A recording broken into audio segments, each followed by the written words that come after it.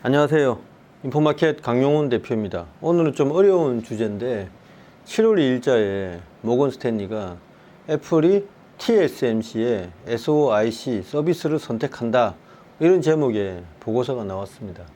그게 이제 SOIC를 모르면 이게 도대체 무슨 이야기를 하는지 전혀 알 수가 없는데요. 일종의 이제 칩 나누기다, 이렇게 생각을 하시면 되겠습니다. COWOS 있죠. 여러분한테 친숙한데, 한쪽에는 HBM, 한쪽은 이제 GPU나 CPU 같은 SoC 이렇게 올려놓고, 그거를 인터포저가 요거를 다 2.5D 패키징으로 연결하는 그런 시스템이죠. 요거는 이제 제일 하단 부위는 서브스트레이트 COWOS인데, 요거를 원칩으로 되어 있는 거예요, SoC는. 근데 요거를 쪼갠다, 이런 이야기입니다. 뭐 이렇게 쪼갤 수도 있고 이렇게 쪼개는 거죠. 그래서 원칩으로 되어 있던 GPU나 이런 것도 쪼개가지고 칩넷으로 만든다, 이거죠. 칩넷이란 단어 여러분 다 아시죠?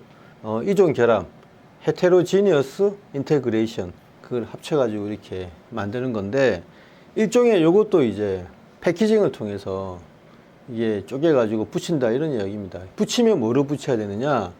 요 사이에 범프를 넣어가지고 하면 SOIC P가 되고요.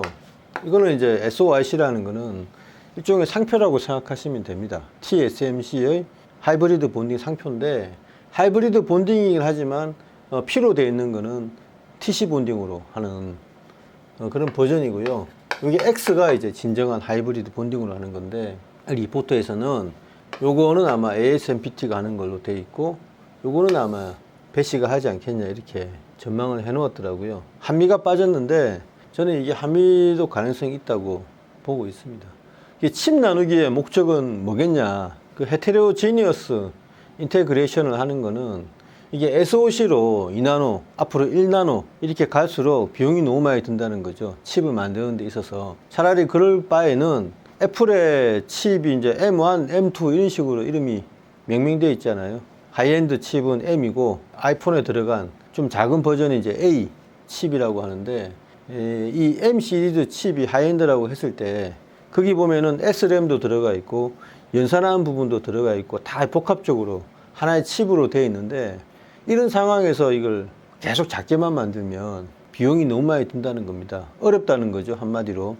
쪼개가지고 각각의 부분을 좀 더 적합한 노드라는 거는 선폭 말하는 거잖아요. 뭐 이게 5나노가 됐든 6나노가 됐든 좀 더 비용이 덜 드는 그런 노드에서 생산을 한 다음에 합치면 비용이 줄어든다, 이런 이야기죠. 한마디로 비용 절감, 효율성 향상, 이게 목적이죠. 그런 목적하에 드디어 애플도 아마 이 보고서에서는 M5, 2025년 뭐 하반기에 대량 생산에 들어가는 M5 칩에 이 SOIC X를 도입하지 않겠나라고, 어피어스2 이렇게 됐으니까 게스를 하는 거죠, 모건 스탠리가. 확정된 건 아닌데 우리 리포트를 작성하는 연구원들의 정보에 따르면 이런 식으로 이제 이야기를 하고 있는 겁니다. 그 다음에 TSMC가 여기서 엄청난 수혜를 얻는 거죠. 그래서 이 SOIC 서비스를 지금은 AMD가 사용을 하고 있는데, 드디어 이 서비스를 확충하겠다, 이렇게 보인다, 이거죠. 언제까지 확충할 거냐? 25년 하반기까지 계속 이 SOIC 관련한 어떤 시설을 확장을 하고요. 그 다음 단계에서도 계속 늘어날 거다, 이렇게 전망을 하고 있습니다. 수혜주는 어디냐? SOIC X는 하이브리드 본딩을 사용하기 때문에 배시가 단연 수혜주다로 되어 있고요. SOIC P는 플립칩 본딩 또는 TC 본딩인데, 요거는 ASMPT로 이렇게 전망을 해 놓았더라고요. 저는 이게 한미 반도체가 충분히 가능하다고 보고 있습니다. 여섯 번째가 아이폰인데, 이게 이제 이 칩은 M칩이기 때문에 아이패드 또는 이제 맥 시리즈 컴퓨터, 노트북이나 이제 PC 말하는 거죠. 애플에. 그리고 종국에는 서버에 들어가는 칩으로 이야기를 하고 있거든요. 그러면은 아이폰에 들어가는 A 칩은 어떻게 되냐? 이것도 쪼개가지고 SOIC X를 도입하냐? 그거는 아직까지 확인 못했다고 리포트에 나와 있습니다. 아이폰이 이거 만약에 칩 쪼개기로 들어간다 그러면 HBM이 반드시 들어가야 되거든요.